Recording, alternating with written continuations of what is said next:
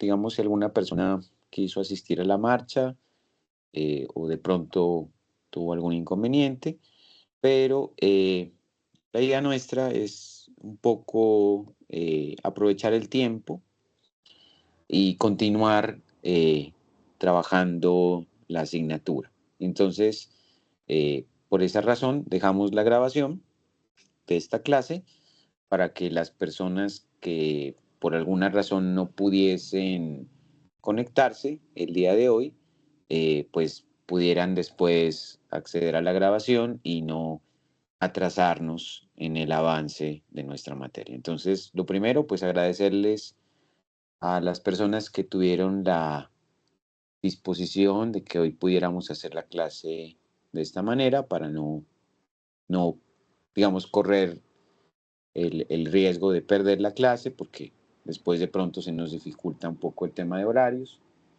y la idea pues sería avanzar en lo que venimos trabajando. Bueno, eh, entremos en materia. Con ustedes, lo último que trabajé eh, fue código. Trabajé código con ustedes en la última sesión. Revisé, creo que las curvas de indiferencia en código. ¿Alcancé a terminar ese tema con ustedes o me quedó pendiente? Yo creo que sí alcancé a terminar, me parece. Sí, ya estábamos acabando código. O sea, terminamos código porque el código termina en una comparativa de la curva real y de la curva estimada. ¿Alcanzamos a terminar ese tema? Yo creo que sí lo alcanzamos. Sí, sí, alcanzamos. De ahí nos Ah, estaba bueno. explicando que ya se va a poner denso matemáticamente. Ah, entonces volvimos sobre las diapositivas. Listo, entonces código sí lo trabajé con ustedes. Eso sí, ya lo recordé. Entonces pido siempre que me hagan acuerdo porque como tengo 3 cursos de micro y no todos tienen, digamos, la misma clase. eh, entonces con algunos voy un poco más adelantado, con otros voy más, digamos, en algunos temas, aunque todos vamos en la misma unidad, ¿no? Entonces permítanme, yo les tengo que estar compartiendo pantalla. Permítanme, vamos a ver en qué parte me quedé con ustedes. Esto ya lo tuve que haber visto. Sustitutos perfectos, complementos, cuasi lineales, creo que sí las alcancé a ver. Yo creo que me quedé en curvas de tipo Douglas. Sí, aquí me voy a quedar con ustedes. Porque con ustedes tuve que haber hecho la linealización, ¿cierto? Sí, la Sí, transformación lineal estamos. transformación lineal. Listo. Entonces arranquemos desde aquí. Bueno, entonces, teniendo en cuenta pues que esta es una sesión virtual, pues voy a modular el ritmo para que, eh, digamos, no sea una sesión apresurada, sino más bien lo que nos interesa es garantizar la calidad de la clase. Entonces vamos a partir de este punto, de las preferencias tipo Cook-Douglas. ¿Por qué las preferencias tipo Cook-Douglas son tan importantes para nosotros en este curso? Porque las preferencias tipo Cook-Douglas dan cuenta de las preferencias regulares del consumidor. Es decir, es como el caso más común, es el caso más frecuente y por lo tanto son como las funciones de utilidad y las curvas de indiferencia más utilizadas en la práctica. Es por eso que nos vamos a enfocar especialmente en este tipo de preferencias tipo Cook-Douglas. Ahora, ¿qué es una preferencia tipo Cook-Douglas? Pues básicamente es una preferencia cuya curva de indiferencia es una función convexa regular, es decir, como las que hemos venido estudiando en términos generales en el curso, y presenta una forma funcional en donde la utilidad se obtiene precisamente de la multiplicación de X1 y X2, que son las cantidades consumidas, pero también de una valoración que se le hace a cada una de las cantidades de los bienes a través de unos parámetros exponenciales. En este caso, nosotros en términos generales los definimos como C y D. ¿Qué hace C? En términos cualitativos, C mide en qué medida nosotros afectamos la utilidad total dado una variación unitaria generada en X1, manteniendo todo lo demás constante. Eso es lo que representa C. Dicho de otra manera, es una expresión que cuantifica en qué medida cambia la utilidad total debido única y exclusivamente a un cambio unitario en X1, manteniendo todo lo demás constante. En ese orden de ideas, D es un parámetro que hace lo propio, pero no con X1, sino exclusivamente con X2. Es decir, que D, en este caso, cuantifica cuál es el aporte que sobre la utilidad total generaría un incremento de una unidad en X2, manteniendo todo lo demás constante. Es claro que C valora el cambio en la utilidad total debido a X1 y D valora el cambio en la utilidad total debido a X2. Si yo sumo C y D, es decir, los exponentes de la función, la idea es que la sumatoria de esos exponentes me dé la unidad. Es decir, me dé un valor de 1. Y, por ejemplo, si yo les estuviera dando el mismo peso a los dos bienes, entonces el valor de C, por ejemplo, sería de 0.5 y por lo tanto el valor de D también deba ser de 0.5. Pero si no fuese una estructura balanceada, sino que tuviera ciertas preferencias, por ejemplo, en términos de X1, lo que esperaríamos es que el valor de C supere al valor de D. Por lo tanto, podríamos plantear que si C es, por ejemplo, de 0.8, entonces el valor de D sea el complemento de la unidad. En este caso, 0.2. Esto podríamos también traducirlo a que, por ejemplo, nosotros pudiésemos llegar a tener que estos parámetros se traducen en términos porcentuales. Así las cosas, en el primer caso diríamos 50% se dedica, por ejemplo, a X1 en términos de el consumo Y en el caso de X2 se dedica al otro 50%. Pero si en el segundo caso, como hemos propuesto, 80% se va al bien C, el 20% restante entonces se dedicaría, perdón, al bien X1, el 20% restante se dedicaría a X2.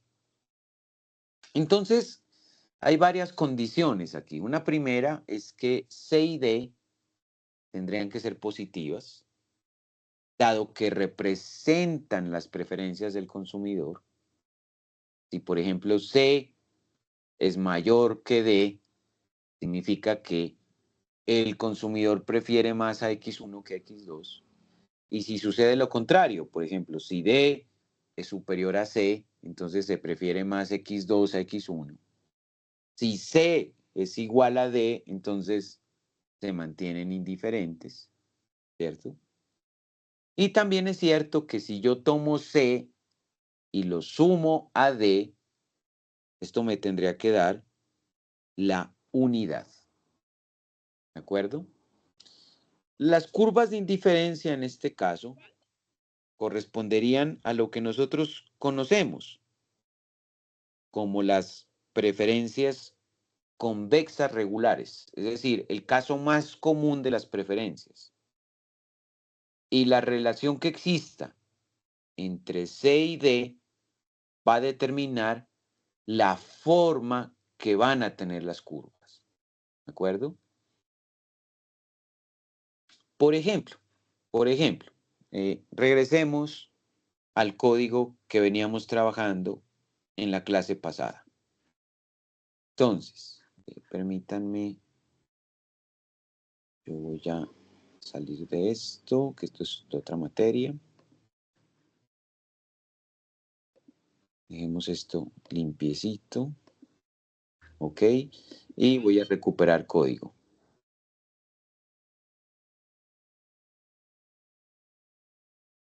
Entonces, recent files, ustedes es construcción de una función de utilidad. Este es el código que trabajamos en nuestra clase pasada. Yo aquí le voy a colocar esto en comentarios y voy a correr el library para ggplot y el patchwork que los corrimos ayer, ¿cierto? Ahora bien, nosotros, por ejemplo, teníamos dos alfas. Un alfa que habíamos dicho que era el alfa true, el alfa verdadero, 0.6, y que nosotros habíamos comentado, ¿cierto? Que ese alfa 6 es muy difícil obtenerlo. ¿Por qué decíamos que era difícil obtenerlo? Porque tendríamos que tener una tecnología de punta, tendríamos que tener toda la información disponible, toda, ¿cierto? Y además de eso tendríamos que tener todo el conocimiento necesarios para medir de manera fidedigna el valor del alfa. Como eso no lo tenemos, como eso no lo tenemos, entonces nosotros, ¿qué debemos admitir? Que tenemos asimetrías de información, es decir, no tenemos toda la información necesaria, tampoco tenemos todo el conocimiento infinito, no lo tenemos, ¿cierto? Y tampoco tenemos toda la tecnología. Entonces, claro, nuestro valor más posible sea el estimado, el alfa hat, ¿cierto?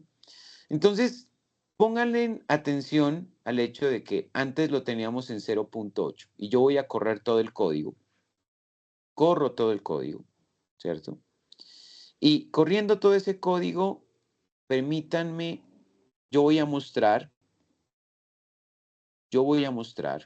solamente vamos a correr el las preferencias estimadas. Para eso solamente marco esto que dice aquí, P, raya al piso, ETS. Solamente corro esas y tengo esta curva, que es la curva con el alfa de 0,8. ¿De acuerdo? Esa es la curva con el 0,8. Si por ejemplo,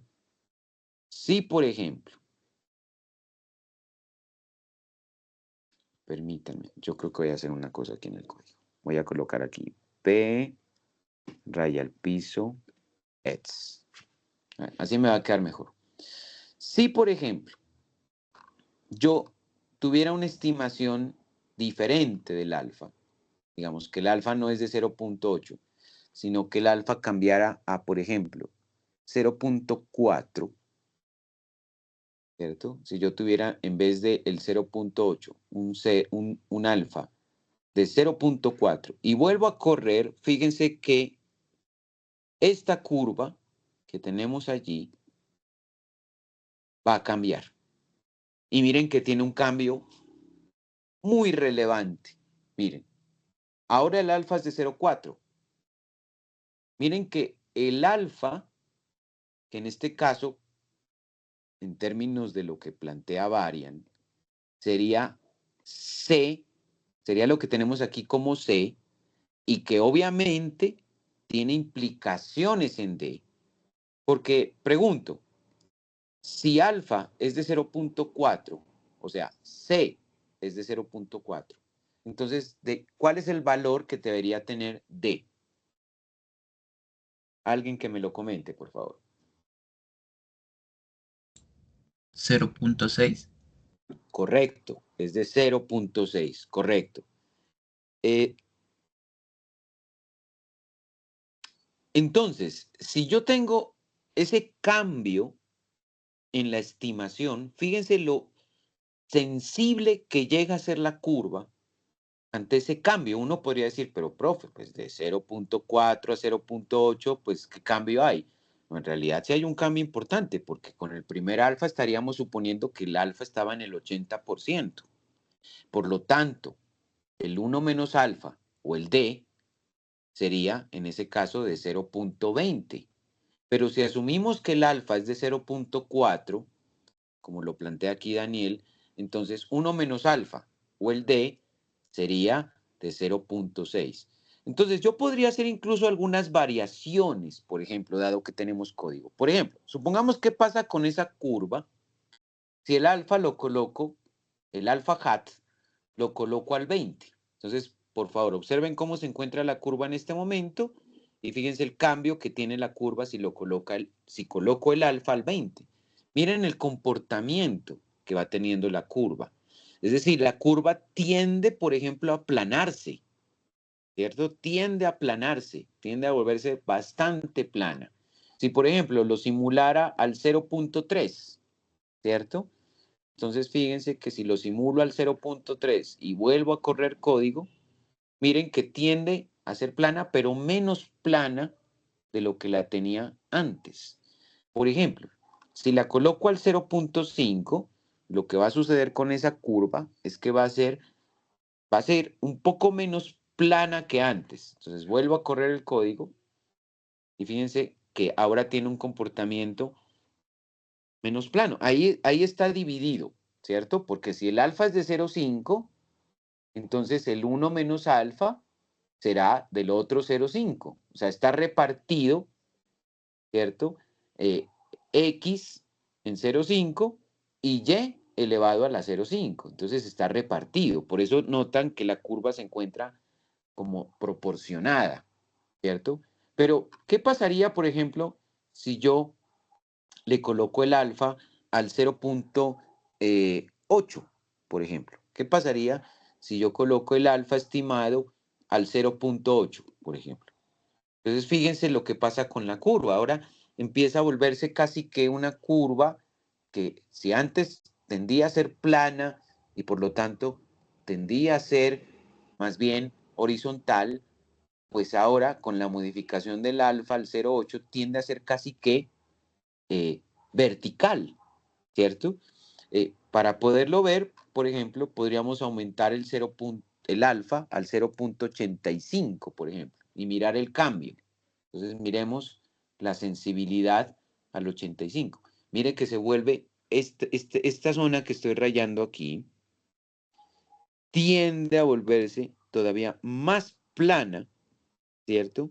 Y por lo tanto, incluso casi que adquiere una especie de comportamiento casi que cuasilineal, ¿cierto? Se parece mucho a una cuasilineal. Supongamos que yo le aumento el alfa, por ejemplo, a 0.9, el alfa hat, se lo coloco al 0.9 y vuelvo a correr código. Fíjese que ahora se vuelve todavía más plano el comportamiento hacia Y. Supongamos que lo puedo aumentar, por ejemplo, al 0.95, ¿cierto? Para mirar la sensibilidad. Entonces, fíjese cómo cambia ahora la curva. Mire, casi que pareciera casi una L. Ya en este nivel, casi que esa curva se parece a una L, que es básicamente el comportamiento de los bienes complementarios. Casi que podríamos llegar a una curva muy parecida a una L, que era la que nos definía los complementarios perfectos. Y yo puedo seguir subiendo el alfa, por ejemplo, lo podría subir a 0.995, por ejemplo, ¿cierto? Que ya es un alfa prácticamente de 1. Y fíjense lo que pasa con la curva, o sea, tiende casi que ya a volverse una L, ¿cierto? Tiende casi que a volverse una L. Entonces, fíjense que, bueno, lo voy a colocar nuevamente como estaba al principio, que creo que la teníamos al 0.8. Entonces, dejo el código intacto como lo tenían ustedes antes, ¿cierto? Entonces, fíjense que el valor del alfa, me regreso nuevamente a las diapositivas, el valor del alfa, que en este caso, para nosotros en general lo llamamos C, ¿cierto? Tiene implicaciones importantes porque afecta el comportamiento de D, ¿cierto? El valor de C afecta el comportamiento del valor de D y por lo tanto afecta la forma de las curvas de indiferencia, ¿cierto? O sea, tiene implicaciones, tiene afectaciones en la forma de la curva de indiferencia. Las preferencias tipo Cobb-Douglas, que son las que estamos analizando precisamente, implican que cualquier transformación monotónica represente las mismas preferencias. Por ejemplo, fíjense que aquí tenemos una aplicación de naturaleza lineal. Y fíjense en la estructura. La estructura, ¿cierto? Es que ahora C y D dejan de ser exponenciales para volverse factores multiplicativos, tanto de x1 como de x2, pero x1 y x2 ya no tienen la forma original, sino que ahora tienen una forma logarítmica, ¿de acuerdo? Ahora tienen una forma logarítmica. Este comportamiento implica que si bien hay una transformación, o sea, si bien es cierto que esto transforma la función, sigue representando las mismas preferencias, porque esta transformación es una transformación eh, lineal de la función original, que es una función convexa, pero no altera el comportamiento de las preferencias, no las altera, ¿de acuerdo? Eh, para ilustrarlo, por ejemplo, nosotros podríamos, por ejemplo, plantear un caso, una situación. Entonces, permitan. Vamos a hacer una cosa, ya que estoy aquí.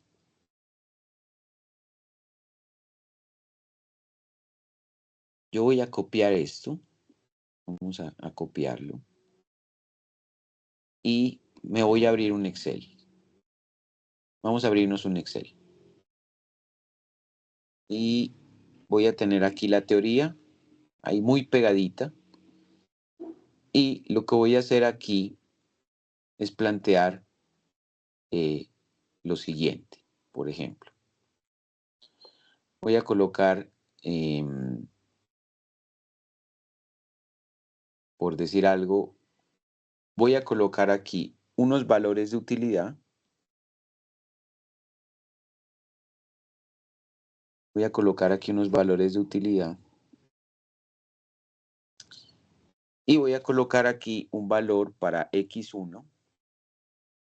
Y voy a colocar un valor para x2.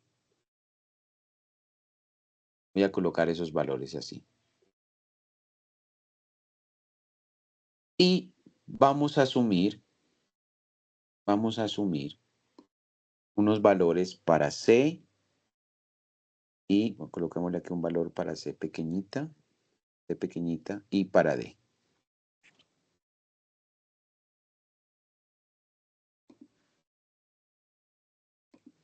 Entonces, por ejemplo, vamos a asumir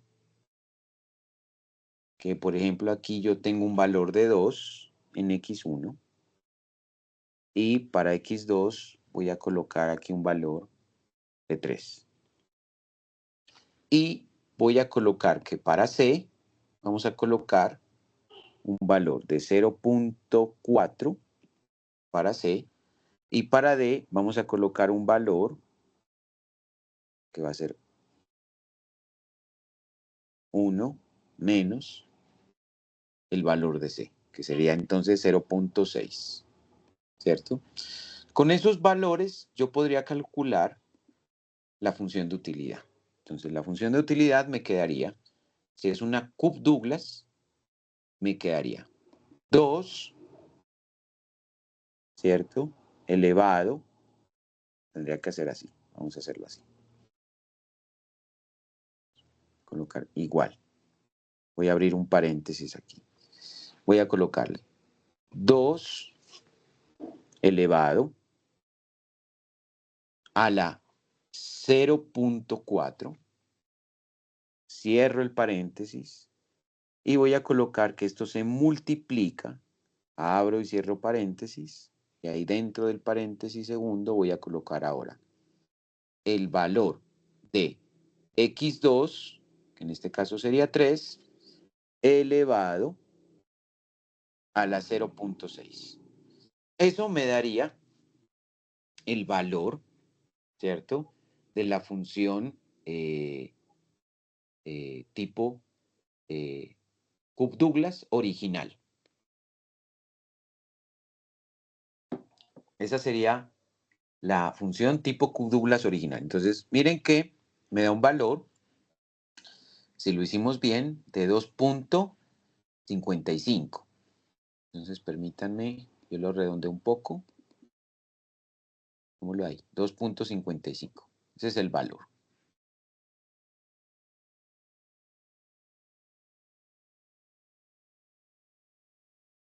Esto sería entonces la función de utilidad de este modelo con estos datos. Ahora, por ejemplo, supongamos que yo le coloco otros valores a x1 y x2. Supongamos que le coloco aquí, digamos, en lugar de 2, ahora lo subo este a 3, ¿cierto? Subo esto a 3, permítanme, voy a centrar esto. Y supongamos que este valor de 3 va a pasar a 6. Entonces, ¿qué va a pasar con la función de utilidad? Pues, como ahora estoy consumiendo más de x1 y estoy consumiendo más de x2, entonces la función de utilidad va a crecer. ¿Y qué significa entonces que crezca? Que voy a pasar a una segunda curva de indiferencia. Entonces, calculemos, ¿cierto? Yo voy a calcular y voy a decir, pues básicamente, tomando la misma fórmula que tengo acá arriba, ¿cierto? Pero dejando constantes los valores de los parámetros, es decir, dejo constante el valor de F4 y dejo constante el valor de, eh, eh, en este caso, dejo el valor constante de 0,4 y dejo constante el valor de 0,6, ¿cierto? Entonces, el resultado que yo voy a obtener con los nuevos valores en X va a ser de 4,55. Es decir, con los nuevos valores de x1 igual a 3 y de x2 igual a 6, entonces ahora tengo otra función de utilidad que es mayor.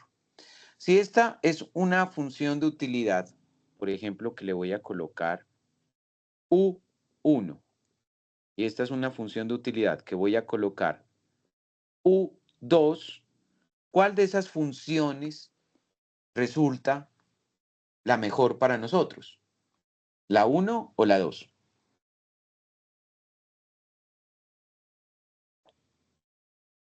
Las dos, ¿no? Y es claro que es la 2, por supuesto, porque el valor de la utilidad es más alto, ¿cierto? ¿Y por qué es más alto? Porque estoy consumiendo más de x1 y más de x2. Y como estamos asumiendo que es una función de tipo Cobb-Douglas, entonces es una función en donde aplica transitividad, en donde aplica monotonicidad y donde aplica completitud. Entonces, ¿eso qué significa? En última instancia, pues que es una curva convexa regular, donde yo puedo comparar, donde yo puedo encontrar lógica, coherencia, y en donde además, y lo más importante es, hay transitividad, ¿cierto? Completitud, hay transitividad y donde más es mejor. Y como más es mejor, y no estoy sobrepasando el punto de saciedad porque es una función convexa, entonces tengo una mejor utilidad y como tengo una mejor utilidad, entonces prefiero la función U2 a la función U1. Ahora bien, ¿qué es lo que nos plantea el libro cuando nos habla de B? Me dice, lo que pasa es que B es una función de los mismos x1 y x2, pero hay un cambio en la forma funcional porque ahora es una función linealizada. Entonces vamos a ver si esa linealización tiene alteraciones en las preferencias. Entonces, voy a colocar nuevamente las funciones, pero aquí voy a hacer una diferenciación.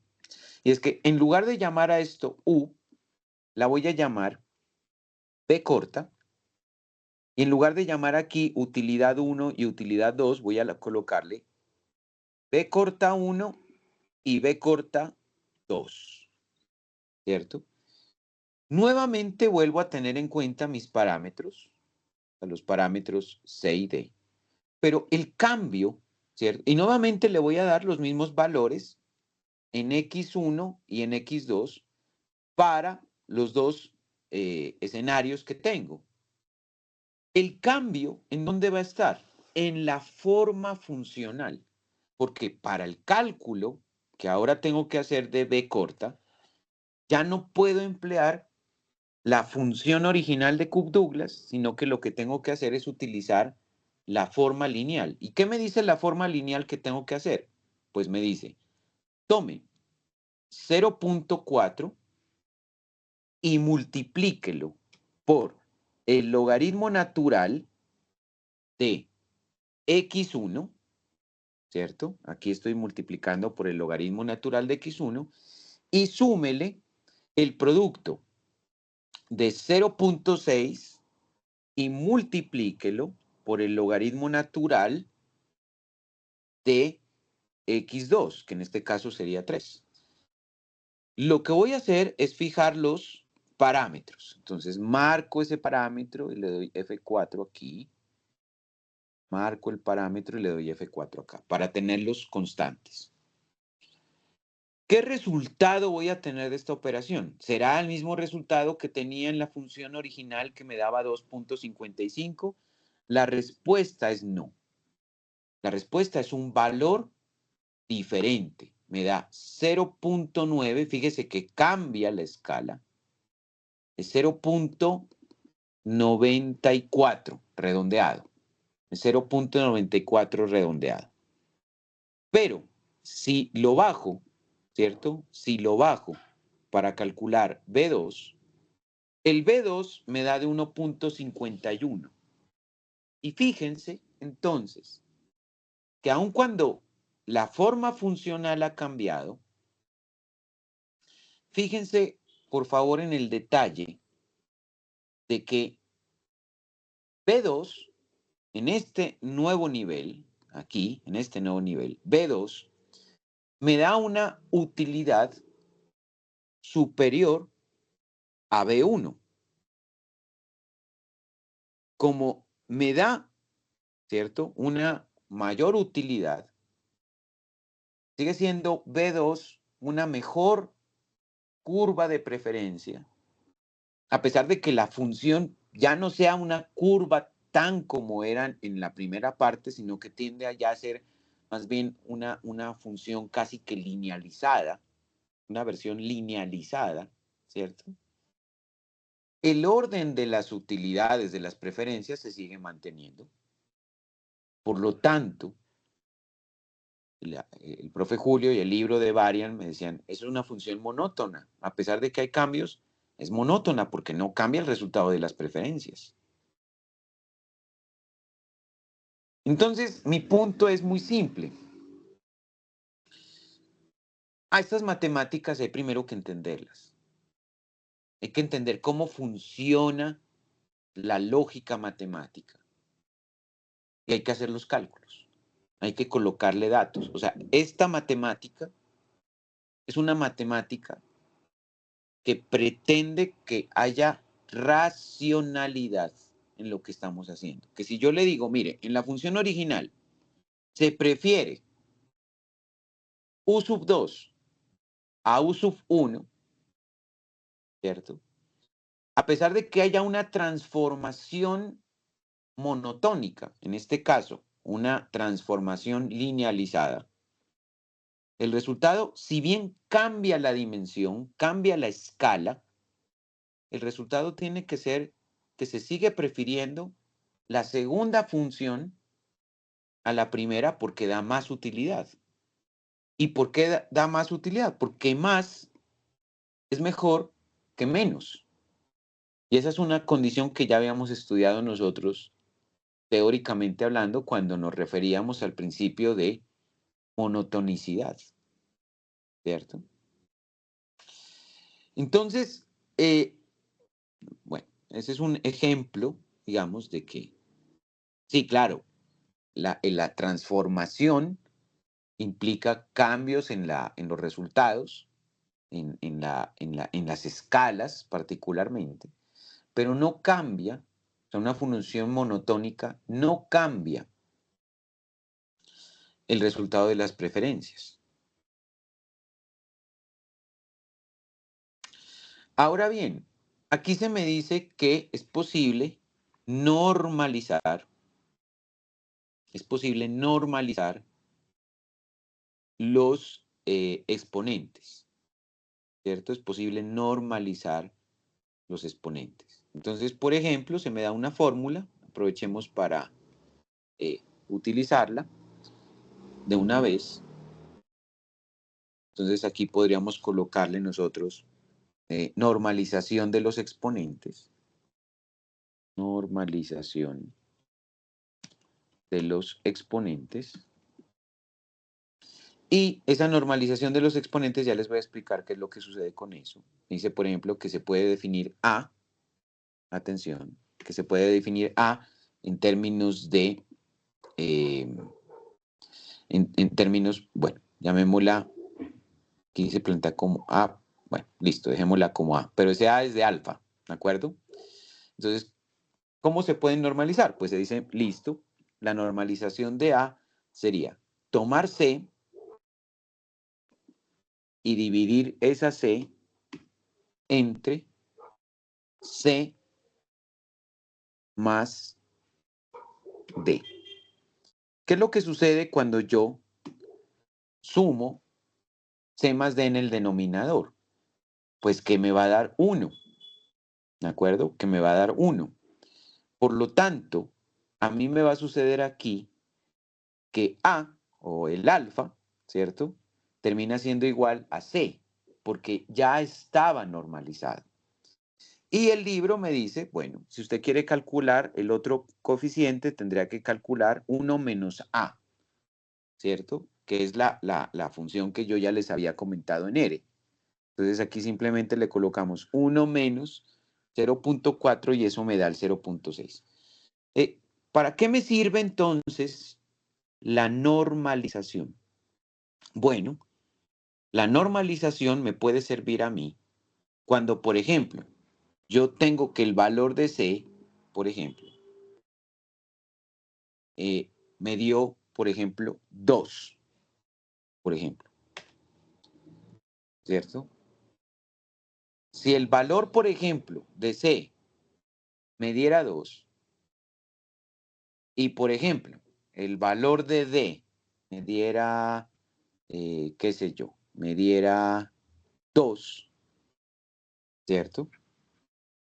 Es decir, aquí ya no tengo la función de tipo Cook-Douglas. ¿Por qué? Porque si tomo C más D, ya no me da a mí 1, sino que me da 4. ¿Qué es lo que se plantea? Lo que se plantea es simplemente una regla de 3, ¿cierto? Y es básicamente que lo que tendría que hacer yo es cambiarle la escala. Si la suma de los coeficientes ahora me da 4, ¿cierto?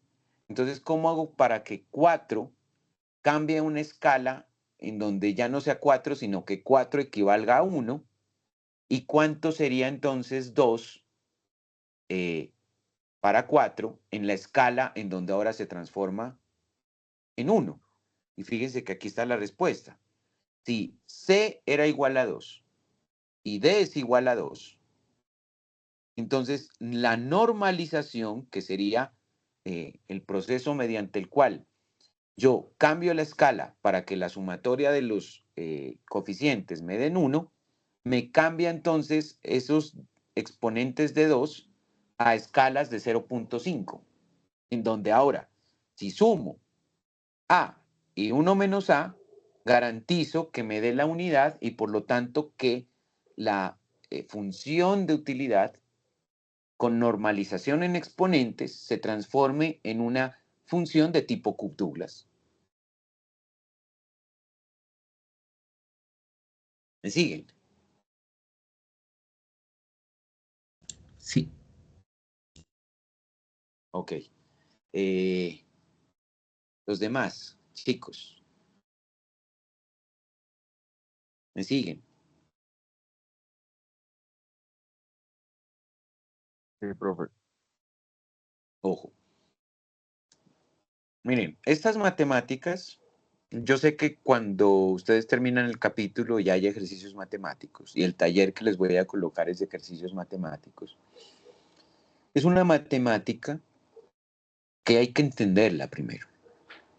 O sea, el truco de la micro, es que antes que, sí, claro, hay que tener claras las reglas de derivación. Hay que saber, por ejemplo, cómo funcionan las reglas de los exponentes, hay que conocer cómo funcionan los fraccionarios, hay que aprender, por ejemplo, a generar transformaciones. Sí, claro, todo eso hay que hacerlo.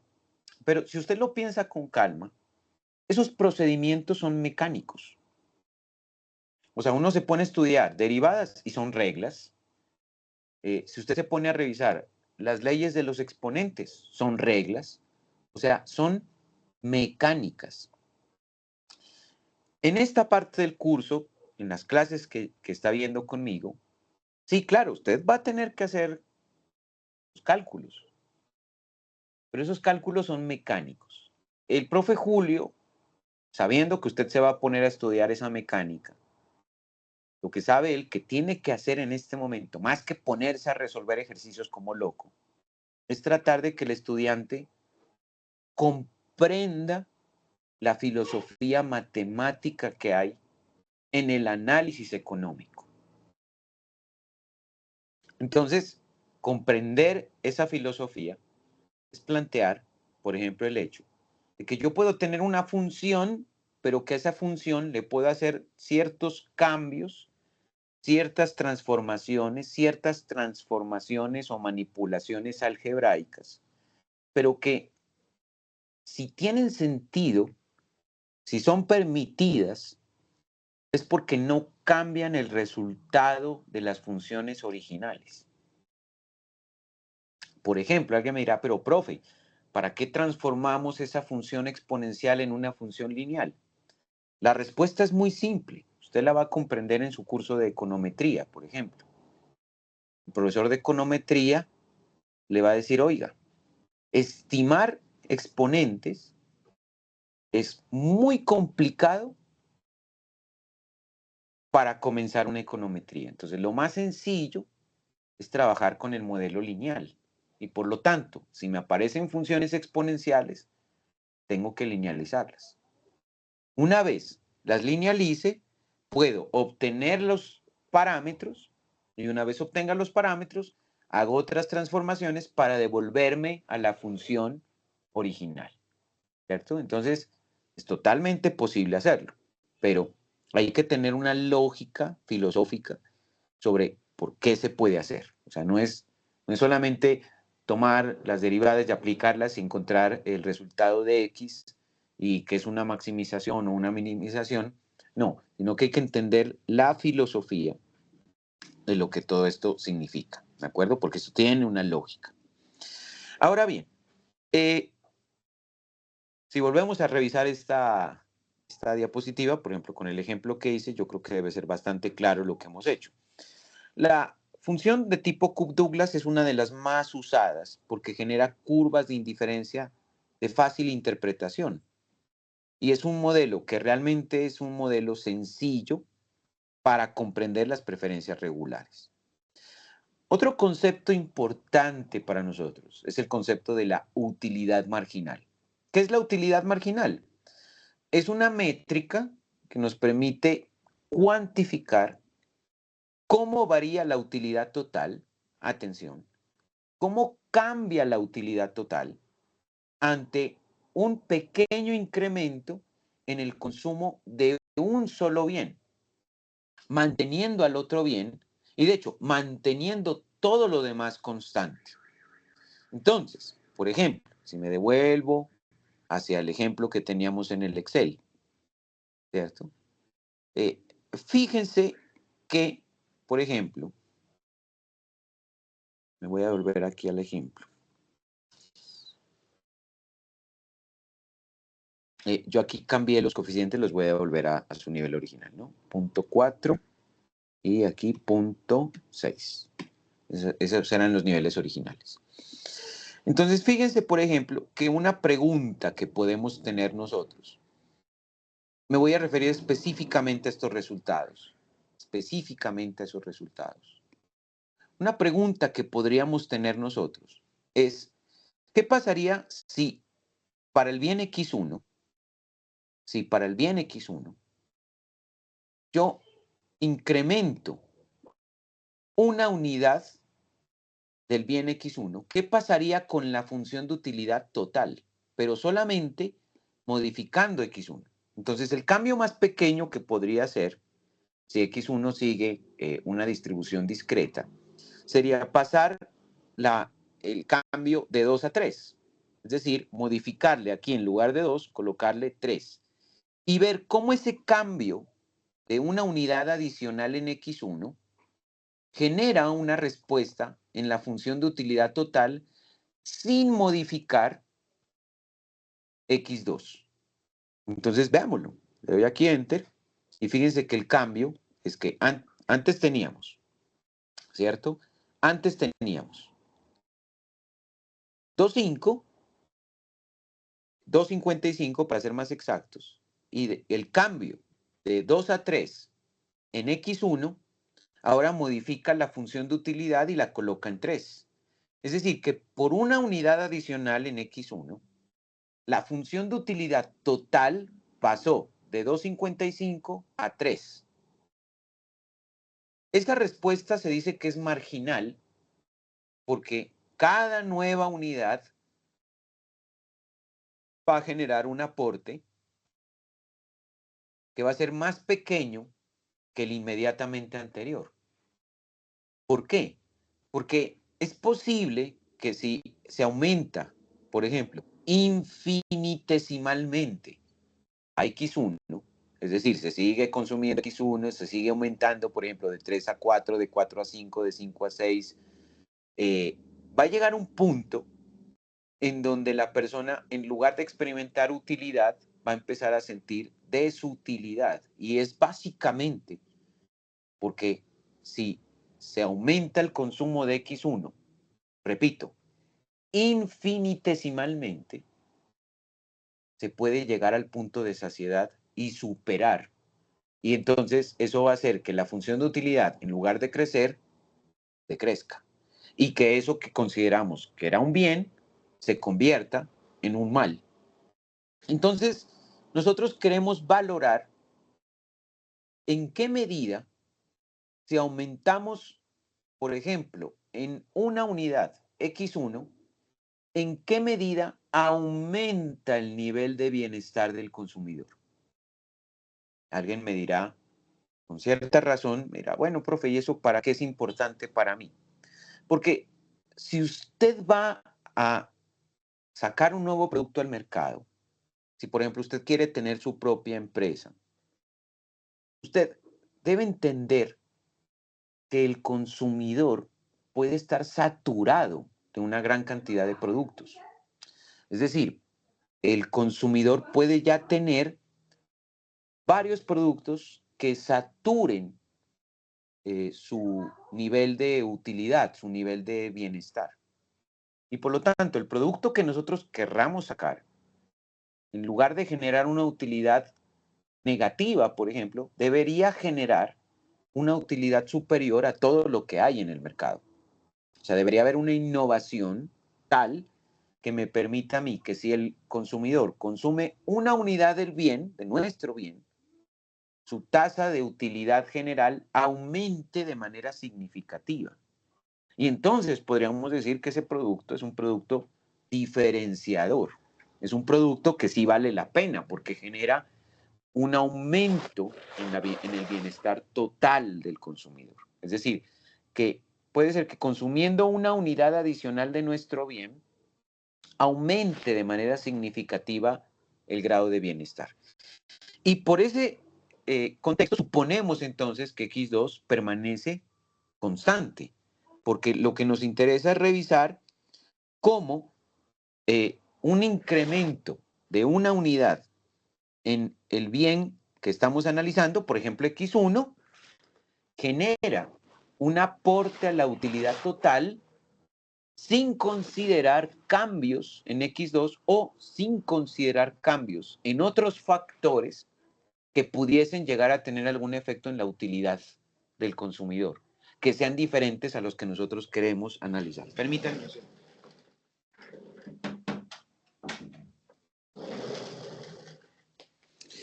Eso lo hacemos entonces mediante el cálculo de la utilidad marginal. Entonces, ¿qué es matemáticamente la utilidad marginal, por ejemplo, para el bien 1? Es cómo cambia la utilidad total debido única y exclusivamente a un cambio en X1. Ahora, si nosotros despejamos el cambio en la utilidad, ¿cierto? De esta expresión que tengo aquí, el cambio en la utilidad, permítanme, voy a hacer una cosa mejor. Vamos a dividirla. Aquí me queda mejor. Sí, la primera expresión me dice que la utilidad marginal es el cambio que se genera en la utilidad total debido a un cambio en X1. Fíjese que nosotros podemos medir el cambio en la utilidad como el producto de la utilidad marginal de X1 multiplicada por el cambio de X1. ¿Eso qué significa? Que nosotros podemos calcular, si queremos, la utilidad marginal, que sería el aporte que X1 le hace al bienestar total del consumidor, o podríamos verificar cuál es el cambio en la utilidad que se debe, ¿cierto?, a la utilidad marginal multiplicada por el cambio en X1, ¿cierto? En esta segunda métrica estaríamos dándole prioridad al cambio en el bienestar, ¿de acuerdo? Al cambio en el bienestar. En la primera métrica estamos dándole prioridad a la relación que existe del aporte de X1 a la utilidad total. Esto suponiendo que el bien X2 se mantiene constante. Por eso aquí vemos que no tiene ninguna implicación X2. Pero si quisiéramos ver la utilidad marginal del bien X2, simplemente tendríamos que reemplazar en estas fórmulas X1 por X2 y ya tendríamos la utilidad marginal del bien X2, que en todo caso implicaría mantener constante el comportamiento de X1.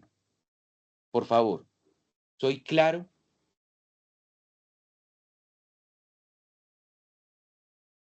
¿Hay alguna Sí, inquietud? no.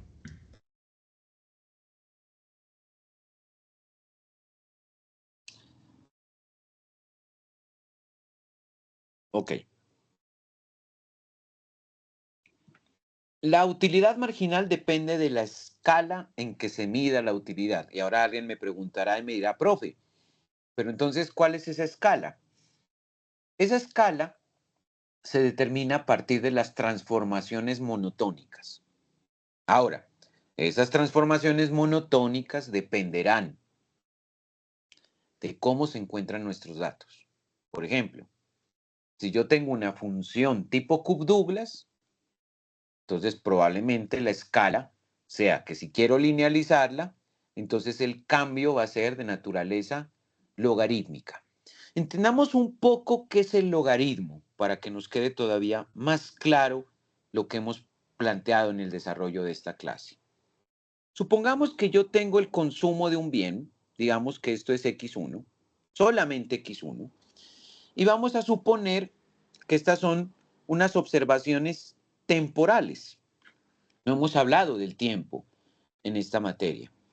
Y si bien en esta materia el tiempo no constituye una variable eh, tan relevante, es fundamental considerar que el tiempo puede hacer que cambien ciertos patrones de consumo. Vamos a asumir, por ejemplo, que hay, qué sé yo, eh, unas 6 observaciones. Este tiempo pueden ser 6 días, 6 semanas, 6 meses, 6 años, lo que usted quiera. No nos vamos a complicar ahorita con las series de tiempo. Para eso ya habrá tiempo en econometría 2. En econometría 2 hablaremos ya de las series de tiempo. Por ahora, vamos a asumir que ahí hay unos tiempos, simplemente, y que el bien X1 tiene diferentes comportamientos en su consumo. Por ejemplo, qué sé yo, en un periodo un consumidor consumía 30 unidades, por ejemplo. En otro periodo consumió 35, en otro periodo consumió 23, en otro consumió 28, en otro consumió 21, en otro consumió 29. ¿Qué pasa con la escala logarítmica? ¿Qué es lo que implica la escala logarítmica? Pues como lo vamos a ver enseguida, la escala logarítmica lo único que va a hacer es reducir la dimensión o la magnitud de la escala.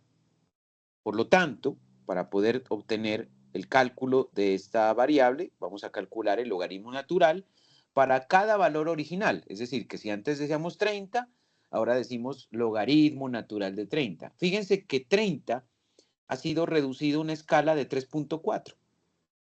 Fíjense, por ejemplo, que 35 quedó en una escala de 3.5. 23 en una escala de 3.1. Fíjense que en general la escala se redujo a 3. 3 con algunos decimales.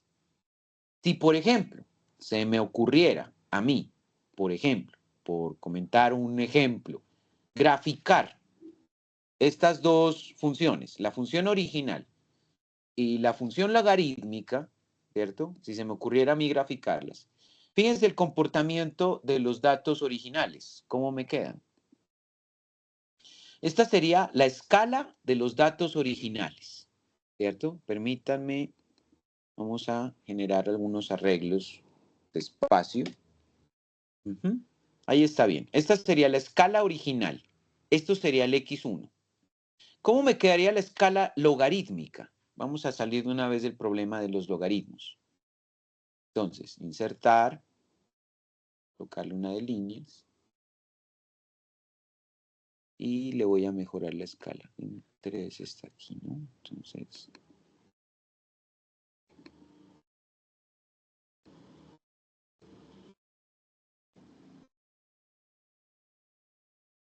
le voy a colocar el mínimo de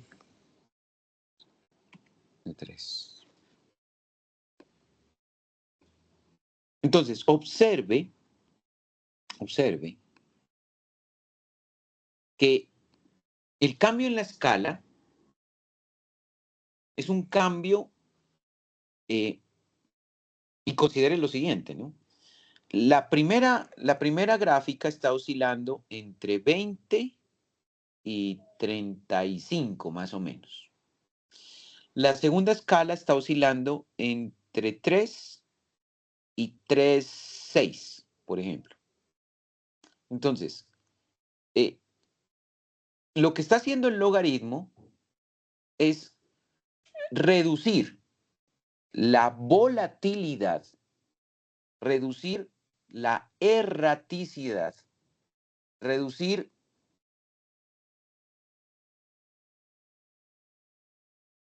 la brusquedad, si se quiere, que podría llegar a tener la variable. Pero si usted revisa la gráfica, usted dice, pues más o menos es la misma gráfica. Claro, y es que en esencia es la misma gráfica. Solamente que el logaritmo lo que ha hecho es pasarla a una escala en donde esos cambios son menos abruptos. Pero el logaritmo respeta el comportamiento original. Fíjense. Entonces, el logaritmo es una transformación de naturaleza monotónica. Pues en este contexto, claro que lo es, ¿cierto? Es una transformación monotónica. No altera el comportamiento original de la serie, simplemente cambia la escala. No sé si esto lo habían visto en matemáticas, chicos.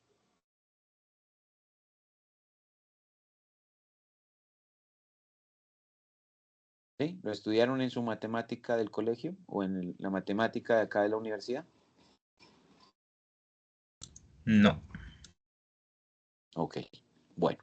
Entonces, en economía, resulta que en economía es muy común utilizar la escala logarítmica para ciertos análisis, porque permite reducir la volatilidad, el cambio que pueda llegar a tener una serie o un conjunto de datos. ¿De acuerdo?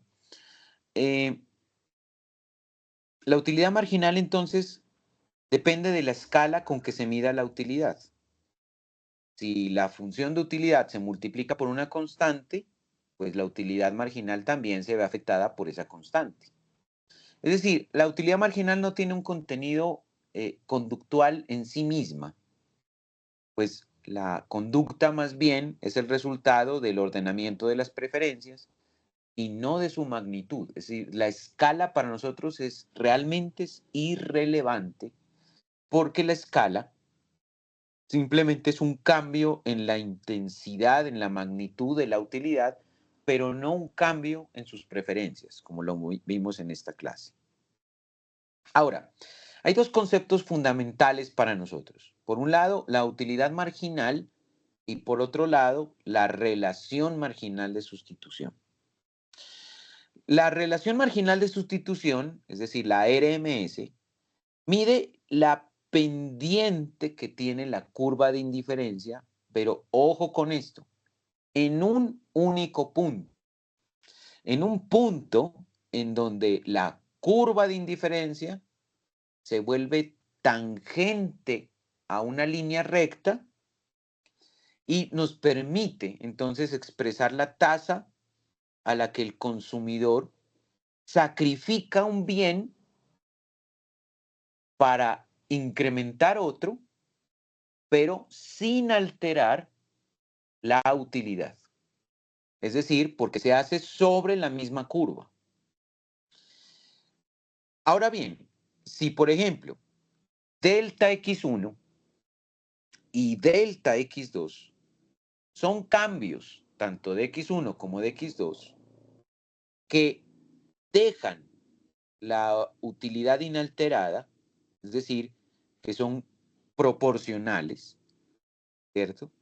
Si yo tomo la utilidad marginal del bien 1 y la multiplico por un cambio de delta x1 y ahora sumo a la utilidad marginal 2 el cambio de delta x2, yo podría igualar ese producto de las utilidades por los cambios en x a cero. Y esa igualación a cero, ¿cierto? Equivale a, por ejemplo, obtener que la relación marginal de sustitución no es otra cosa sino la utilidad marginal del bien 1 sobre la utilidad marginal del bien 2.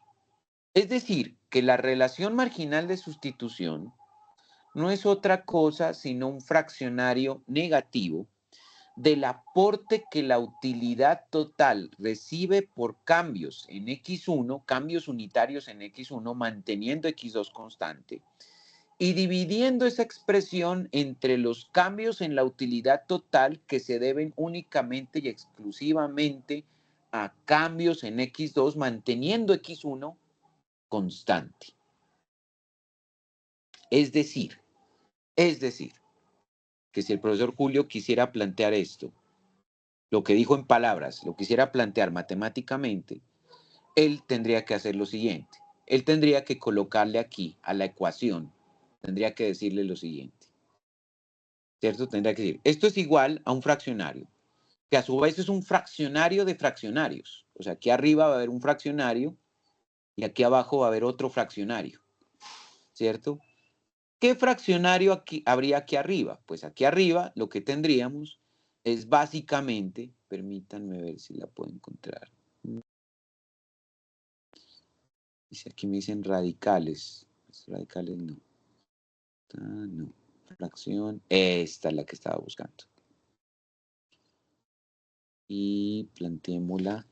Ah, pero no. Entonces voy a hacer una cosa. Control Z.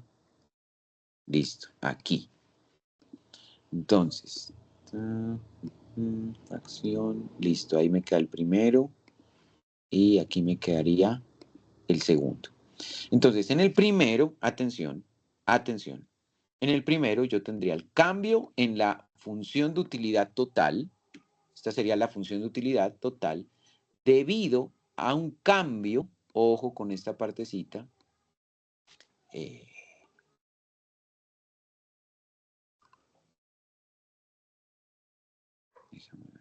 listo. Debido a un cambio en X1.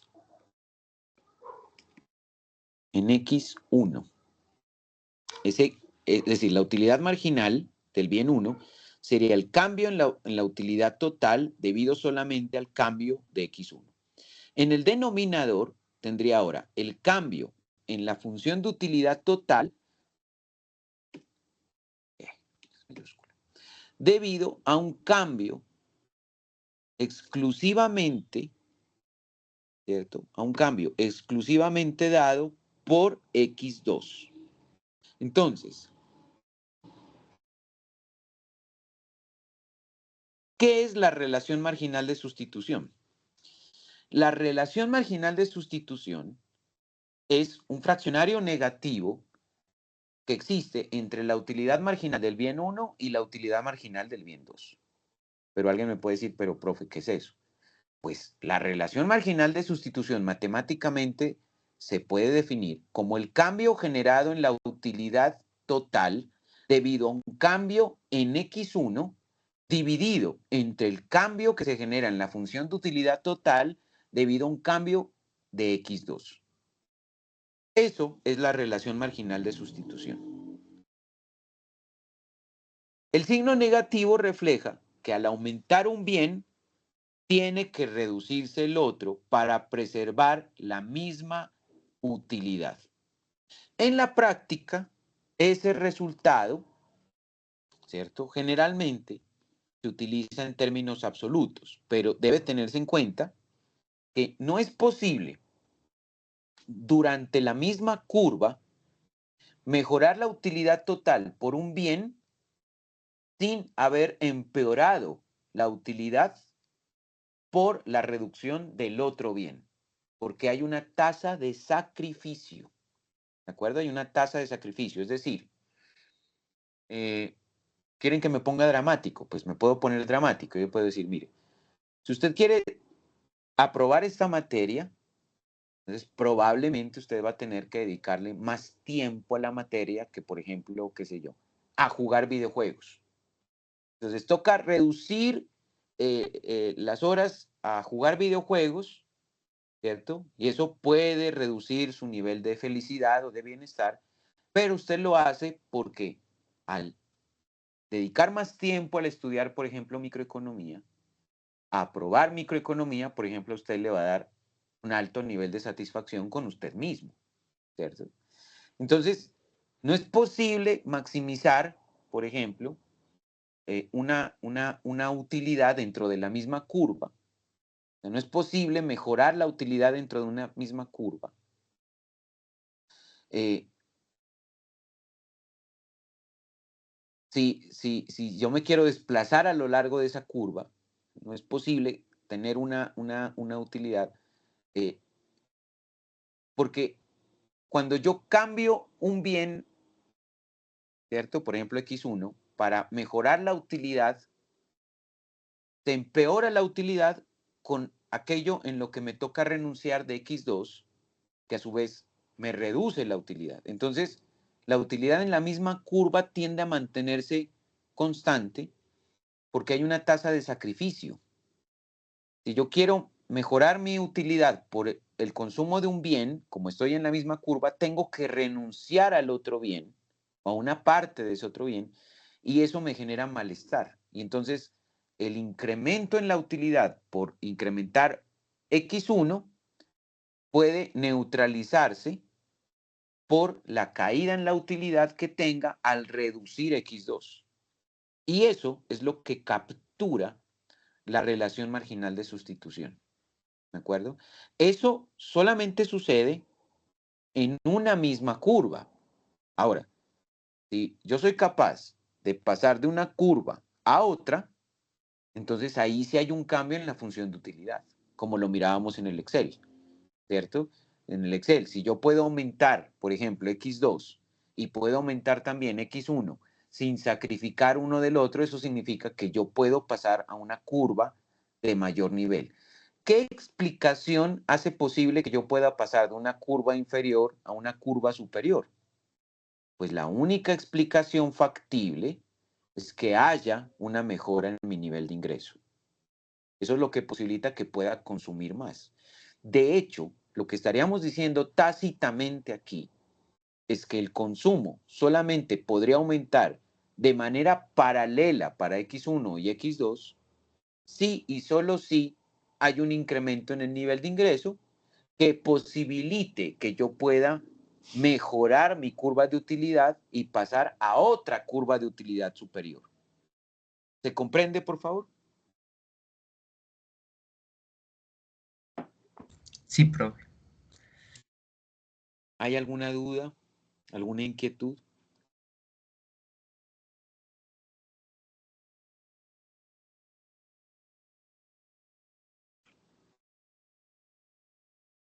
Por favor, si algo no es claro, tienen que preguntarme, chicos, porque recuerden que nosotros tenemos 3 parciales. Viene segundo parcial. Hay personas que necesitan sacar buena nota. Entonces, el segundo parcial va a ser de estos conceptos. Entonces, la idea es que clarifiquen antes de cualquier cosa y se vayan al parcial con seguridad para que les vaya bien. Pero tienen, pues, si tienen dudas, tienen que preguntar. Entonces, si algo no es claro, tienen que preguntar. Esa es la clave. Si no preguntan, el peor error que puede cometer un estudiante es que tenga una duda y no pregunte. Ese es el peor error que puede tener un estudiante. Bueno, las utilidades marginales entonces dependen de la forma en que se mida la utilidad. ¿De acuerdo? Pues una transformación monotónica cambia su magnitud, ¿cierto? O sea, las funciones monotónicas, ya lo vimos en el ejemplo del Excel, sí tienen repercusiones en el valor. O sea, no cambian las preferencias, pero sí cambian la magnitud. Sin embargo, el coeficiente de las utilidades marginales, es decir, la utilidad marginal 1 sobre la utilidad marginal 2, que define la relación marginal de sustitución, permanece invariante ante las transformaciones, siempre que sean monotónicas. Siempre que sean monotónicas, entonces no hay problema. Este valor, ¿cierto? Se mantiene constante. ¿De acuerdo? Esa es la ventaja. O sea, las funciones de utilidad, la utilidad misma, pueden cambiar, pero la relación marginal de sustitución, si las funciones de utilidad son monotónicas, se va a mantener constante, ya sea que utilice la función original o la función transformada. Entonces, este valor, la relación marginal de sustitución, independientemente del nivel de cambio que pueda llegar a tener la función, siempre que sea monotónica, me va a dar el mismo valor. Y es una medida que me ayuda a determinar precisamente la monotonicidad. ¿De acuerdo? O sea que tiene un papel importante desde el punto de vista matemático, pero lo importante desde el punto de vista económico es que me permite determinar, ¿cierto? La invariabilidad de dos funciones monotónicas. Varian plantea un ejemplo aplicado a economía del transporte. Dice, las funciones de utilidad se emplean como instrumentos para describir la conducta de los consumidores asignando una mayor utilidad a la cesta elegida frente a las alternativas disponibles. Por ejemplo, en transporte las personas pueden tomar como opciones tomar un automóvil, irse en un bus, irse en moto, irse a pie, etcétera. Y esto puede verse como una cesta de atributos, porque se tienen que considerar variables como, por ejemplo, el tiempo del recorrido, es decir, si me voy en bus, me voy a demorar más que si me voy en moto, el tiempo de espera, por ejemplo, si tengo mi propio carro, entonces salgo de la casa, tomo mi carro y me voy a la universidad, pero si me voy en bus me toca esperar a que pase la ruta. El costo, por ejemplo, si yo tengo un carro, entonces el carro implica que tengo que echarle gasolina, que una vez al año tengo que pagar impuestos, que cuando declare renta me va a tocar decir que tengo un carro y entonces eso me sube el impuesto a la renta. En cambio, si me voy en bus, no tengo que pagar más que el costo del pasaje. Comodidad puede ser, por ejemplo, que en el carro yo me vaya más cómodo, en cambio en el bus de pronto me toca ir a pie, etcétera. ¿De acuerdo? O sea, hay una gran cantidad de variables que hay que analizar. Los consumidores pueden generar preferencias con una función de utilidad lineal en donde, por ejemplo, dicen, bueno, la función de utilidad dependerá entonces del consumo de X1, X2. Hemos dicho que pueden haber muchas opciones de consumo que podrían reflejarse en X sub n, ¿cierto? Y cada una de esas, cada uno de esos bienes va a tener un ponderador. En este caso puede ser beta 1, que pondera, por ejemplo, el cambio que x1 genera sobre la función de utilidad, beta 2, del bien x1, beta 2, que pondera el cambio que el bien x2 puede generar sobre la función de utilidad, y en general xn, que está ponderado por beta sub n, que mediría en general cualquier tipo de bien xn, cuando varía, va a tener algún efecto sobre la función de utilidad. Estos coeficientes betas, beta sub i, ¿cierto? Dependiendo de el número que le asignemos a x, se estiman a través de procesos estadísticos y se estiman a través de una serie de elecciones observadas.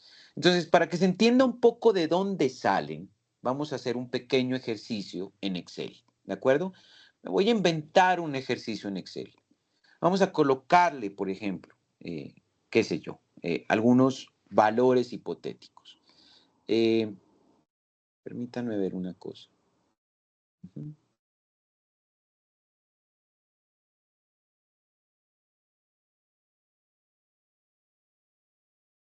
Ya, ok.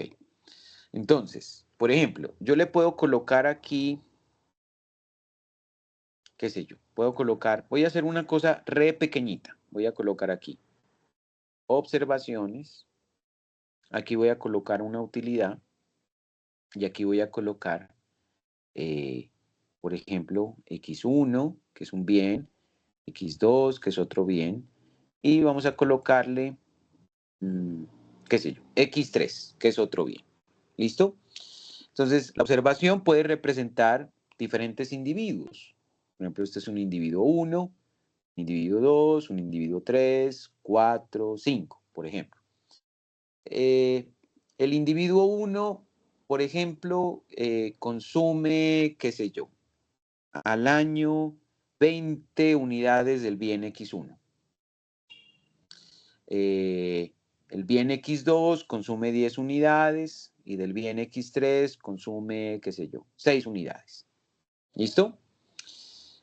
Eh, Ahorita nos vamos al ejemplo de transporte. Voy a explicar simplemente la parte cuantitativa.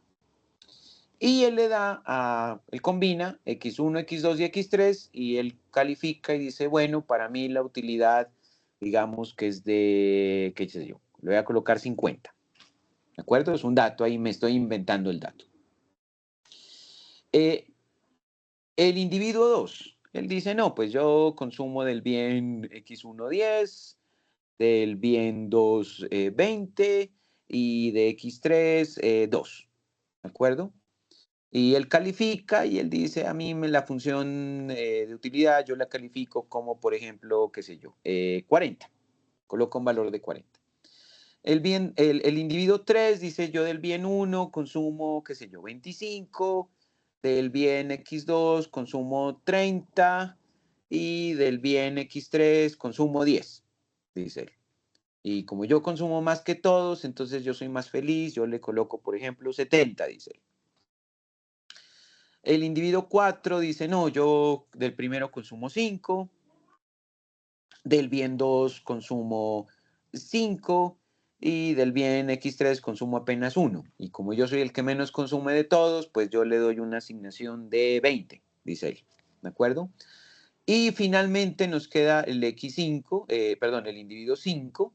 Entonces el individuo 5 dice, por ejemplo, a ver, voy a hacer un cálculo aquí, voy a hacer una trampita. Él dice, yo le coloco un valor de 15, que es el promedio. En X2 yo también le voy a colocar un promedio, que es el valor de 16. Entonces él coloca 16. Y el promedio de esto que tengo acá me da 4,75. Le voy a colocar 5. Y por lo tanto él va a colocar una asignación promedio que le va a dar aquí 45. Entonces, ¿cómo se puede hacer la estimación de los betas para poder determinar lo que sería algo así como las utilidades marginales? Es decir, X1 va a generar una utilidad marginal, X2 va a dar otra utilidad marginal y X3 va a dar una utilidad marginal, ¿cierto? Entonces, ¿cómo puedo yo obtenerlas a través de un método, por ejemplo, probabilístico? Entonces, mucha atención. Lo que vamos a hacer es que nos vamos a ir en Excel a archivo. En archivo yo me voy a ir a, vamos a ver, más, aquí en más, y aquí en más le voy a decir opciones, ¿de acuerdo? Entonces repito, en el Excel me voy a la opción archivo, en archivo me voy a más, y de allí me voy a opciones. ¿Me siguen? Sí. Ok. Le doy clic allí en opciones y una vez estando ahí en opciones, vamos a buscar complementos. Vamos a buscar la opción complementos. Y en complementos, aquí hay algo que se llama herramientas para análisis.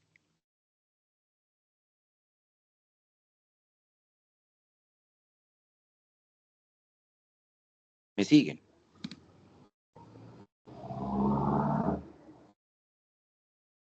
Sí.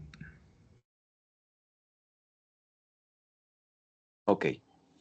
Entonces le vamos a dar aquí herramientas para análisis y le vamos a dar acá abajo, aquí abajito, donde dice ir, le vamos a dar clic.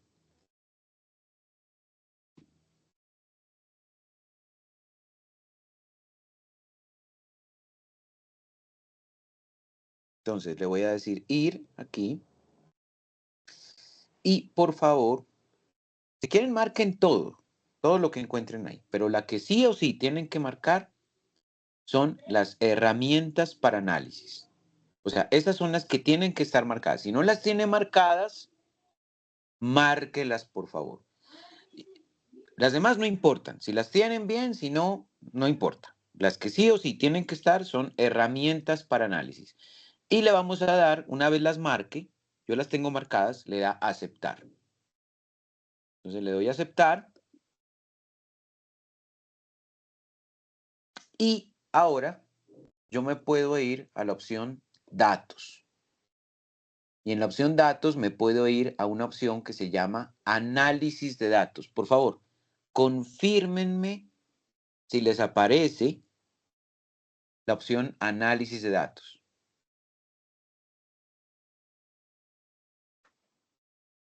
Sí, profe, aparece análisis de datos y Solver. Perfecto.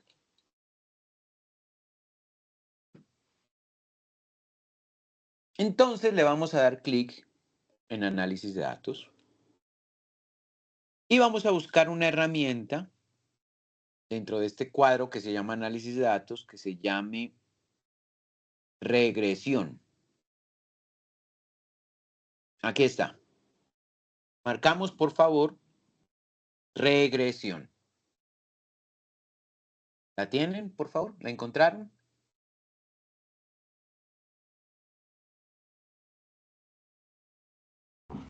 Sí. Listo. Entonces, en regresión le vamos a decir aceptar. Y aquí es donde viene lo bueno. Allí aparece un cuadro que dice regresión y dice entrada, rango y de entrada. Entonces, ¿qué es lo que nosotros queremos construir? Nosotros queremos construir la función de utilidad. Entonces, ¿cómo se construye la función de utilidad? Marcamos el vector de la función de utilidad, incluyendo el rótulo, ¿cierto? O sea, marco este vector, que es la función de utilidad. Esto cuando ustedes estudien matrices, a esto le van a llamar ustedes un vector columna, ¿de acuerdo? Eso creo que lo van a ver, me parece que el próximo semestre ya tienen que ver matrices, me parece a mí. Bueno, y en el rango X de entrada, aquí abajito, me marcan con sus respectivos rótulos X1, X2 y X3. Es decir, los tres vectores, el de X1, el de X2 y X3, incluyendo los rótulos. No hay problema con marcar los rótulos. Una vez hagan eso, le van a dar clic aquí donde dice rótulos. Aquí yo le marqué rótulos. Tienen que darle clic allí. Y una vez tengan todo eso, le dan aceptar.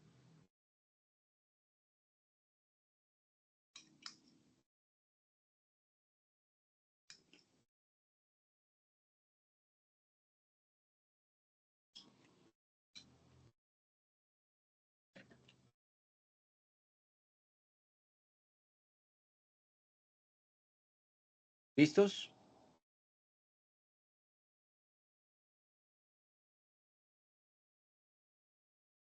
¿Le puedo dar a aceptar? Sí, profe. Listo. Entonces, fíjense que me sale esta nueva pestaña. Y fíjense que aquí ya tengo la función de utilidad. Entonces, la función de utilidad, vamos a plantearla por aquí. Vamos a hacerla en un nuevo, yo la voy a hacer en un nuevo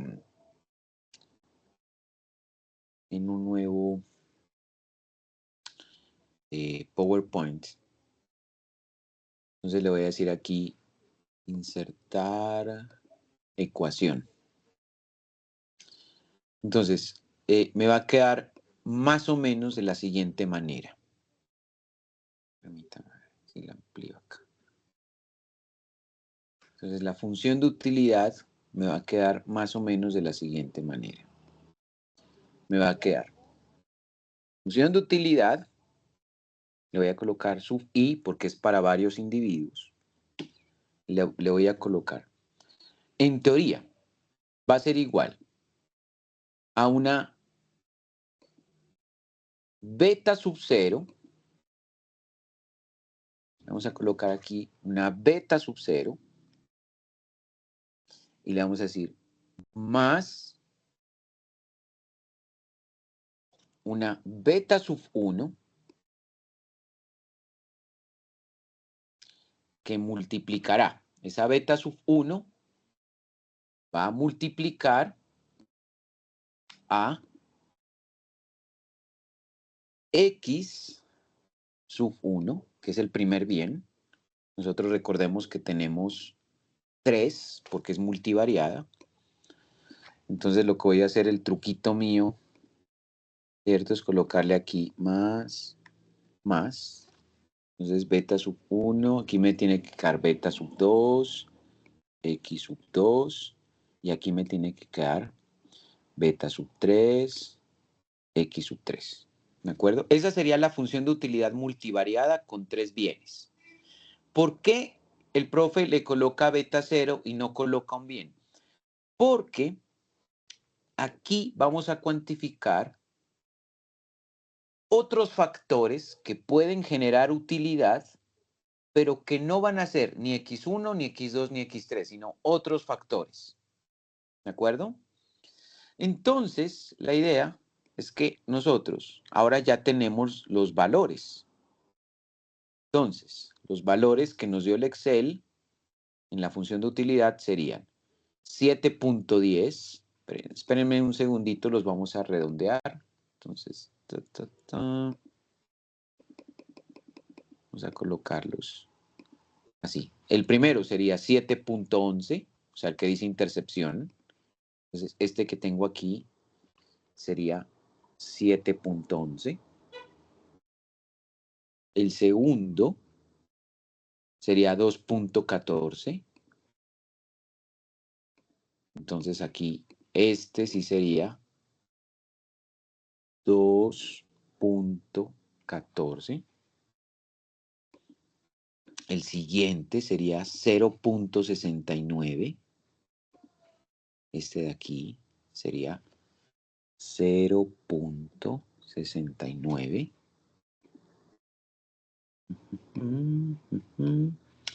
Y este último me quedaría menos 1,11. Y este me daña el signo de aquí, ¿no? Este más se va. Entonces me queda aquí menos 0,11. Esta sería la forma en que se calcula la función de utilidad multivariada para tres bienes y suponiendo que no están todos los bienes, sino que hay también el cálculo de otros factores que no son ni x1, ni x2, ni x3, pero que también inciden en la determinación de la función de utilidad. Es decir, asumiendo que existe una constante. ¿Qué podemos determinar de esos resultados? Que, por ejemplo, atención, si se mantiene todo lo demás constante y se incrementa x1 en una unidad, el efecto de incrementar x1 manteniendo todo lo demás constante genera un efecto en la utilidad incrementándola en 2,14 unidades. Es decir, que una variación en x1, un incremento en x1, manteniendo todo lo demás constante, me incrementa la función de utilidad o me incrementa más bien la utilidad ya como resultado en 2,14 unidades. Ese valor de x1 es la utilidad marginal de x1. Es superior a el valor marginal de la utilidad de x2. ¿Cómo se interpreta ese x2? Pues manteniendo todo lo demás constante. Si x2 y solamente x2 se incrementa en una unidad, entonces la utilidad total se incrementa en 0,69 unidades. En el caso del bien x3, obsérvese que el aporte a la función de utilidad, o en última instancia, la utilidad misma, es negativo. O sea que si se incrementa x3, en lugar de aumentar la utilidad total, la reduce. ¿Eso qué significa?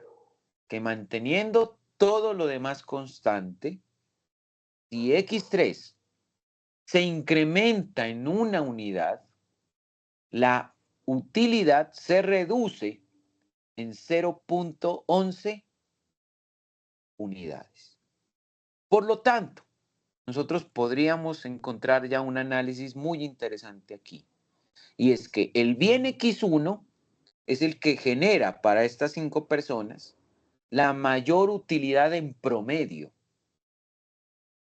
Seguida, en segundo lugar, del bien X2 y con el bien X3 lo descartaríamos porque en lugar de generar bienestar, está generando malestar. Así las cosas, tendríamos una escala de preferencias. Los individuos prefieren X1 a X2. Los individuos prefieren a X2 que a X3. Y por lo tanto, por transitividad, los individuos preferirían a X1 por encima de X3. ¿Se comprende?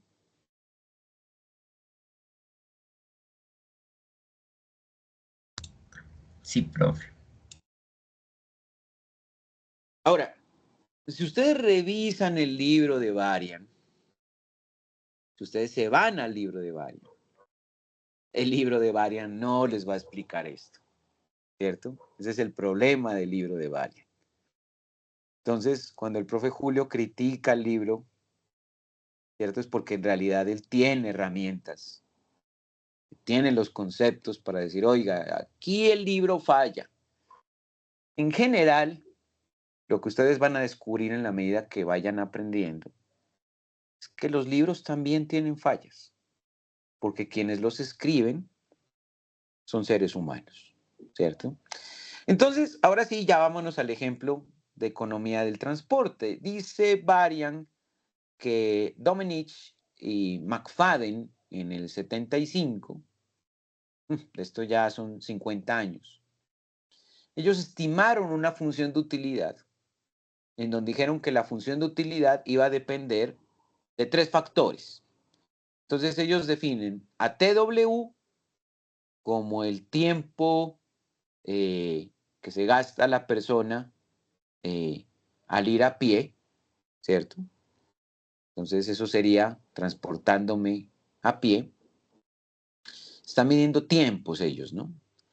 Eh, después miden, eso es en TW, eso es time walk, el tiempo de irse caminando, el costo que tendría en términos de tiempo irse caminando.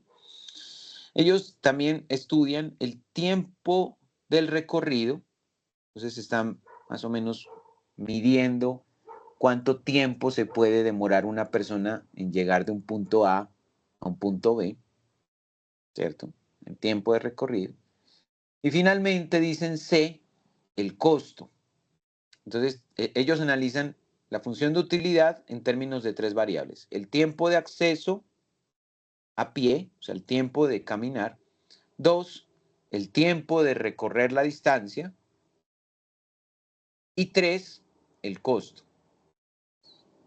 Teóricamente hablando, si aumenta el tiempo de ir caminando, eso produce bienestar o malestar. Se aumenta el tiempo de caminar.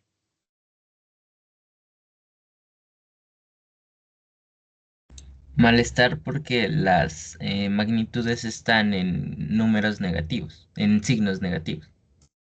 Ah, bueno, esa es una importante observación, pero esa observación se genera es después de la reflexión teórica de que si yo tengo que caminar más y por lo tanto gasto más tiempo caminando, pues eso afecta negativamente mi utilidad. Por ejemplo, suponiendo que yo vivo, qué sé yo, en Toro Bajo, entonces el tiempo de caminar de mi casa a la universidad pues va a ser corto. Entonces el malestar de irse caminando pues no va a ser, de hecho, puede ser incluso hasta placentero, ¿cierto? Porque uno dice, camino un par de cuadras y ya llegué a la universidad. No es una distancia larga. Pero por ejemplo, si una persona vive, a ver, qué sé yo, coloquemos lo que una persona vive en Obonuco, por ejemplo, que es eh, un área un poco rural.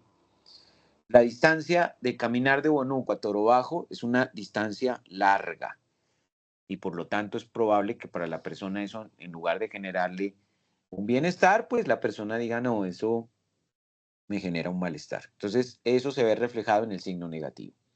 Dos, el tiempo del recorrido, ¿cierto? Una cosa es el tiempo caminando y otra cosa es el tiempo que se demora. Claro, entre más tiempo se demore uno en llegar, pues más malestar me va a generar, ¿cierto? Es decir, en realidad lo que yo quisiera es que entre menos tiempo tenga, más beneficio tendré, pero la relación es inversa, ¿no? A mayor tiempo, eh, será más demorado el recorrido y por lo tanto eso no contribuye a que yo esté bien. Yo estaré bien en la medida que el tiempo de recorrido sea el más corto posible. Entonces, entre más corto sea, entre menor sea el tiempo de recorrido, más feliz estaré. Entonces la relación es inversa, por eso el signo negativo. Y finalmente el costo, ¿no? Entre más alto sea el costo del transporte, menos feliz estaré. Pero si el costo de transportarme es muy bajo, más feliz estaré. Entonces la relación es inversa. En todos los casos, en este ejercicio las relaciones son inversas, ¿cierto?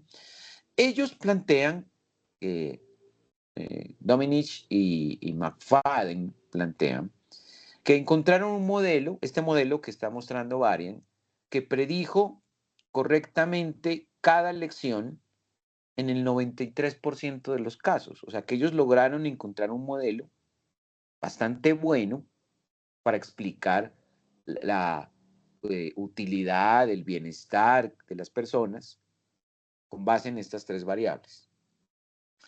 Cada uno de estos coeficientes, es decir, el menos 0.14, el menos 0.04, el 2.24, son coeficientes que revelan la relación marginal de sustitución entre los atributos.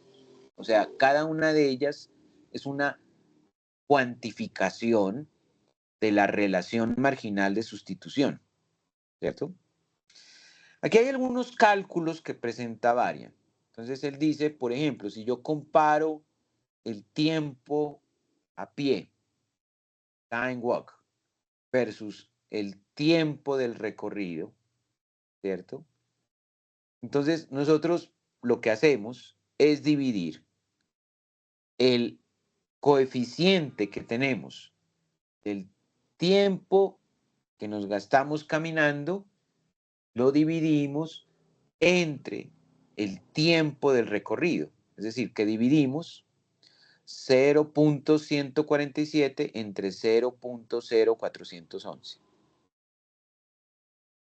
Y eso me da a mí, ¿cierto? Un valor de 3.58 aproximadamente, ¿cierto? Eso me da más o menos un valor de 3.58. ¿Qué significa ese 3.58? Pues que el tiempo a pie es valorado como que aproximadamente es más oneroso, es más desgastante 3.58 veces que el tiempo dentro, por ejemplo, de un vehículo. O sea, es 3.58 veces más desgastante irse a pie que, por ejemplo, irse en un vehículo. ¿De acuerdo? O sea, si quisiéramos ser todavía más técnicos, por cada minuto que nosotros dedicamos en caminar, eh, podríamos tener un costo que nos implica un sacrificio con respecto a irse en carro de 3.58 minutos por no tener carro, ¿de acuerdo? Entonces, 3 minutos eh, en carro, que serían para mí avanzar a pie, perdón, 3 minutos de caminata, ¿cierto? 3 minutos de caminata podrían, podrían reducirse. No, estoy interpretando mal. Aquí sería que por cada minuto que yo camino, ¿cierto? Por cada minuto que yo camino, el costo de ese minuto implicaría que dejo yo de avanzar 3.58 minutos más si fuese en carro. Es decir, que la relación está casi que de 1 a 3, ¿cierto? Por decirlo de alguna manera, el grado de comodidad, el grado de satisfacción que yo tendría si me voy en carro, sería 3 veces superior a irme a pie. Por lo tanto, si me voy a pie, ¿cierto? El costo que tendría que aceptar de irme a pie es que 1 minuto de irme a pie implicaría dejar de avanzar 3 minutos si fuese en carro. Esa sería la tasa de sacrificio. Es decir, que una persona podría decir, bueno, es que si fuese, por ejemplo, si lo ponemos en horas, ¿cierto? Si me voy a la universidad caminando y me demoro, por ejemplo, 1 hora, si me hubiera ido yo, por ejemplo, en carro, eh, me hubiera demorado aproximadamente, qué sé yo, colóquele usted 1/3 de hora, ¿cierto? 1/3 de hora. Es decir, que probablemente en lugar de llegar a la universidad caminando en 1 hora, habría podido llegar a la universidad en más o menos 20 minutos, ¿cierto? De acuerdo con esas cuentas, si me hubiera ido en carro. Esa es la relación que se está estableciendo en este primer cálculo. Bueno, chicos, se me acabó el tiempo. ¿Queda clara esta interpretación? ¿Queda claro esas cuentas, estos valores? Sí, profe, ahí con ya dígitos y números queda más clarito. Vale, bueno, péguenle una revisada porque el ejercicio es el de Varian, Varian lo explica también. Igual yo lo retomo la próxima clase y con este ejemplo terminaríamos el capítulo 4 y nos vamos para el 5. ¿Listo? Entonces vamos a meter el acelerador un poco. Ok, nos vemos entonces en la próxima clase. Muchas gracias a todos. Yo les comparto ahorita la grabación. Muchas gracias a todos. Gracias, profe. Hasta Vale, luego. hasta luego.